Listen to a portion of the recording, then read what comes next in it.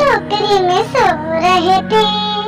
आलू कचालू मियाँ कहाँ गए थे? बैंगन की टोकरी में सो रहे थे। बैंगन ने लात मारी रो रहे थे। मामा बैंगन ने लात मारी रो रहे थे। बैंगन ने लात मारी रो रहे थे। भिंडी ने प्यार किया हंस रहे थे।